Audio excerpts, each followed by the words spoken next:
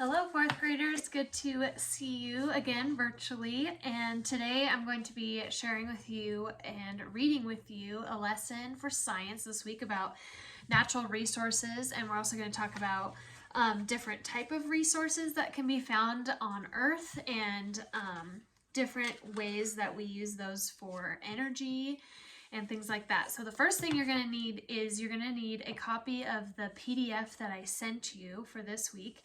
And the first page has, looks like this. There's two of these on each page, but the first one says, what are natural resources? And there's a number 1 down in the bottom right corner.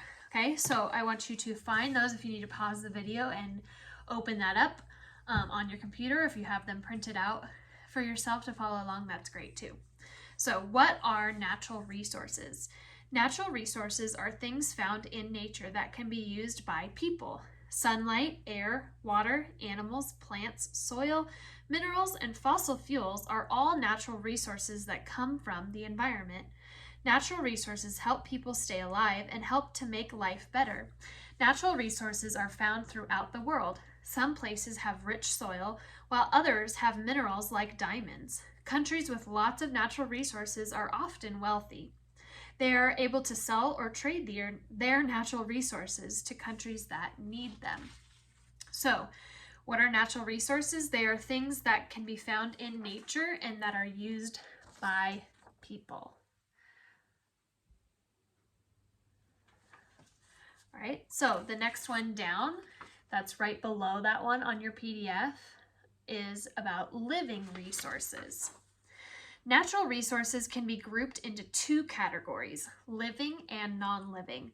Living natural resources are resources that are alive. Trees, plants, and animals are all living resources. Animals are caught and plants are grown for food. These natural resources help people stay alive. Trees are cut down to provide people with homes, furniture, and paper. People need these things, but also use them to make life better. Living resources can die, and they can also reproduce. So those are living resources. All right, the next page, number 3, talks about non-living resources. If a natural resource is not living, it is a non-living resource. Non-living resources are resources that are not alive. Resources like the sun, like soil, sun, water, air, and minerals such as gold, silver, iron, and copper are all non-living resources. Some non-living resources like coal and petroleum were once part of a living thing. Non-living resources do not die. They remain until they are used or destroyed. And the picture example on that one is of a gold rock. So a lot of these, especially the minerals and things like that, can be very costly, or they can make a lot of money for different countries or whoever is mining those things and selling them to other people. All right, number 4 is renewable resources. Many of the resources that people need and use every day are renewable. Renewable resources are resources that are always available or can be reproduced. They should not be used up. Sunlight, water, air, trees, plants, and animals are renewable resources. People do things that harm or make renewable resources harder to use. Pollution reduces the quality of the air and water. Building, logging, and land clearing harms trees, plants, and animals. And hunting and loss of habitat can cause animals to go extinct. So renewable resources are things that are always available and can regrow themselves or can reproduce, but they can also be destroyed or harmed by people and how we use them, or things that we do that cause them to harm or unable to be reproduced again. All right, and then the opposite of renewable, this is number 5, is non-renewable resources. Okay, so non-renewable resources are resources that cannot be reproduced once they are used or take a very long time to be made. Some non-renewable resources are soil, stones, oil, natural gas, coal, and petroleum. These resources can be made over thousands or millions of years, but people can use them up before they form again. So these are very valuable to our planet and to humans because once they're gone, they're either gone for good or they take a really long time to make again. All right, number 6. This one talks about how we use natural resources. Natural resources are used by people to stay alive and make life better, but many resources are being polluted, used up, or destroyed. Forests are destroyed and animals' homes are lost when trees are cut down. Cars and factories use large amounts of oil resources to run. Both cars and factories release chemicals that pollute the air, the water, and the soil. Trash buried in landfills around the world pollute the soil as well. The use of natural resources is a continuing concern for people around the world. So, like we talked about with non-renewable resources, we need to realize how valuable these things are and what we can do to make them continue being able to be used. And so this next one, number 7, is about protecting natural resources. So many people are working to conserve or protect our natural resources. Organizations around the world, like the World Charter of Nature, recognize the need to protect the earth. Scientists are working to create products that do not use up natural resources. Some examples of this include using solar or sun energy instead of oils and gasolines to heat homes and run cars. Another example is to protect forest lands and replant after cutting down trees.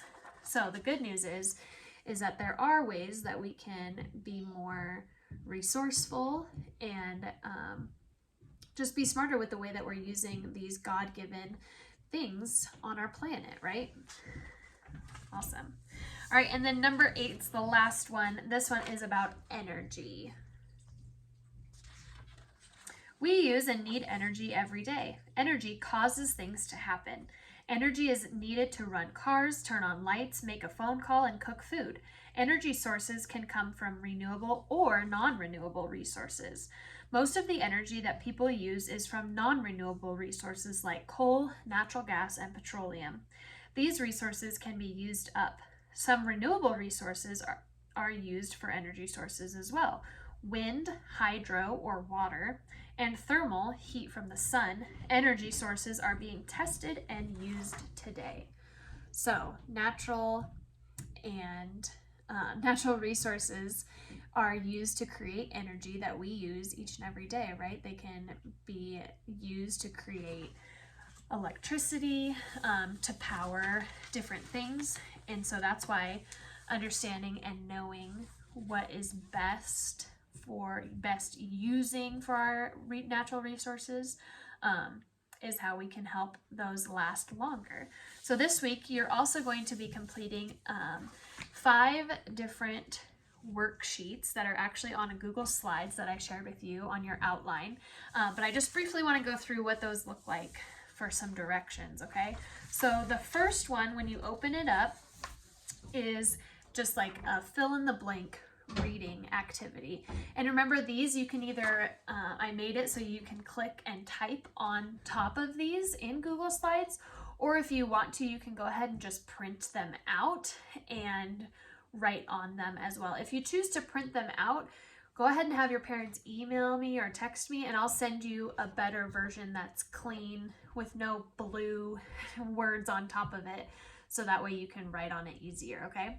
But if you choose to do Google Slides, you can just click on the blue type here, and you can fill in the boxes or fill in the blanks. So this first one, you're gonna read through it, and you can use what we read from your PDF, or go back in the beginning of this video to help you fill in those blanks. So that's pretty easy.